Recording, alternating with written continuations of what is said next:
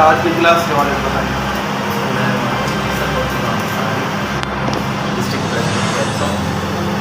आज जैसा कि बातें चल रही हैं कि स्कूल पहले गवर्नमेंट ने कहा कि हम 8 तारीख को हम बल्कि में 9 तारीख को बंद। अभी ये बातें हवा में गर्दिश कर रही हैं कि 9 तारीख से ये स्कूल नहीं खोलेंगे गवर्नमेंट वाले। तो मिनिस्टर्स के कुछ बयान आ रहे हैं, मैसेजेस आ रहे हैं।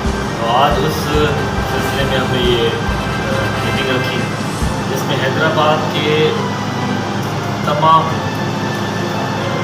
मेजॉरिटी में स्कूल्स वाले आए और उन्होंने यकजा होके एक ही जुबान होके ये हमने तय किया है कि अगर स्कूल 9 तारीख से नहीं खोले गए तो हम हैदराबाद में नहीं, सिंध में नहीं, पूरे पाकिस्तान में तहरीक चलाएंगे कि स्कूल खोले जाएं और बच्चों को तालीम जो है उनका बुनियादी हक है वो मिलना चाहिए।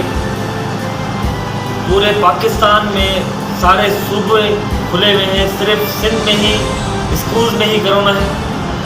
ट्रेनें आपकी खुली हुई हैं, बगैर SOPs के चल रही हैं। मार्केट्स आप देखें, पूरे तफरी मकामात सारे खुले हुए हैं।